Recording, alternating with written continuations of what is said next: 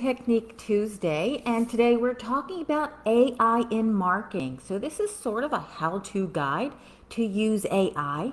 There's a lot of people talking about AI, and I'm seeing a lot of people using it well, and a lot of people using it very, very poorly. So just like all technology, there's great innovations, and AI has huge potential. However, a lot of people are jumping onto this and they are making some mistakes. And let's make sure that I can help you avoid some of those mistakes. So, how can you use this as a marketer? Well, there's lots of ways, and I'm going to go through about 6 of them. The first one is what are some, I'm going to first cover some of the things that I'm seeing people do wrong with AI. So I'm hearing people say, oh, I can just use AI to write my copy for me. And so they go out and they give it just a little bit of information and they take the copy and they're like, okay, now I'm done. No, you're not.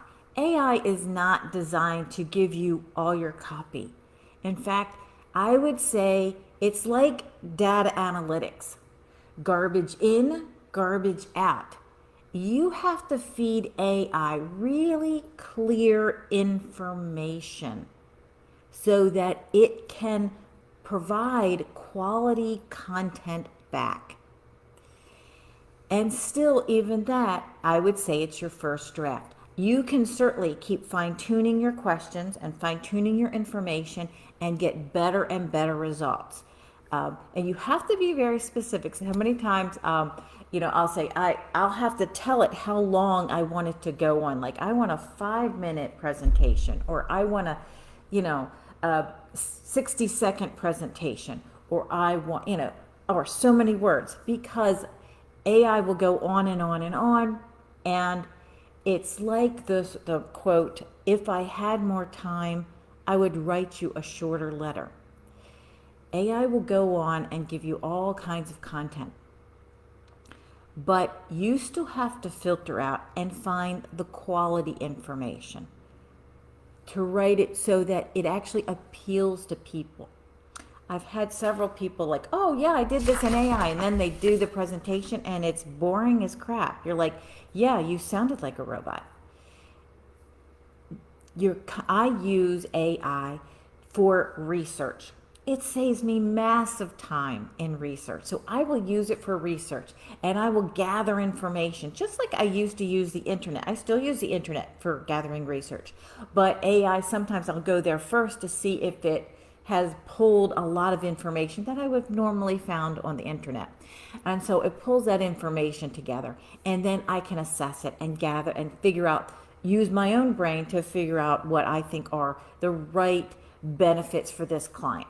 For the right, so I'm filtering through, and depending upon what my goal is, I'm using that information to try to get the right information out of all the data that AI has given me. So it's great for research. It is great for content assistance. One of the things that I love about AI is it has streamlined our day-to-day activities. So if you need to reach out to leads, you can use AI to help you in that fashion. If it knows that person's behavior, meaning like how did they find you, then it can automatically respond with the right information in the right way that and I will learn over time as to which ways these types of customer prefer to be communicated to. So you can use AI to streamline your processes, whether it is a chat bot, whether it is email automation, whether it is texting. You can use it for lots of different functions, like if you've missed call text back. If you missed a call, the system automatically texts back to the customer and starts a conversation with them, trying to find out why they called. If they wanted to schedule an appointment with you, it will automatically check your calendar and automate that process and give them some dates, give them some times, and set up that appointment for you. It might be able to answer some basic questions for the client. So, again, garbage in, garbage out. If you don't feed it good information, then you won't get good results. So setup is important and getting quality information in. But chatbots, automation, streamline your communication, whether it's missed call, text back, or appointment setting, call routing, customer assistant. The big thing I want to bring out is that really AI can improve your customer's experience. It can customize the content that you give to them. And so as it comes back to you, as it goes back out to the customer, it's sharing that customized, personalized content with them, depending upon their behavior.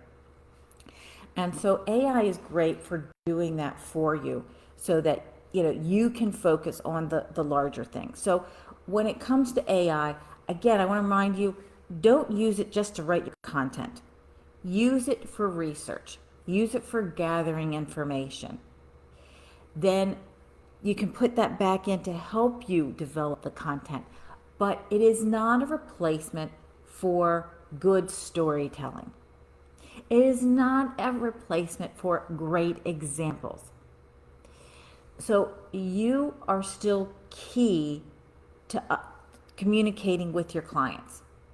Your stories, your examples, your insight.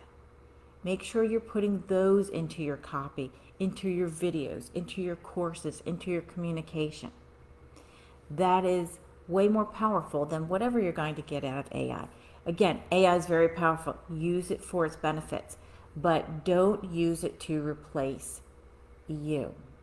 So understanding AI, how to use it, the do's and don'ts, that's what I tried to cover. I do have a really cool chart that I will send out and include in a blog article. You can use AI throughout the journey, whether it's at the very beginning and you have your content generation and personalized content, to the different automation that you can have to continually reach out to your customer and personalize the content. So I will share that. I will also write a blog article and share that out to you. So if you are not on my email list, I will make sure I put a link to that. You can also go to my website. Consulting.us is the website. Get on my newsletter list. I also put a link in the comments. And next week we will talk about leads, dealing with the issue of poor quality leads. So next week, that will be the discussion. And until next Tuesday.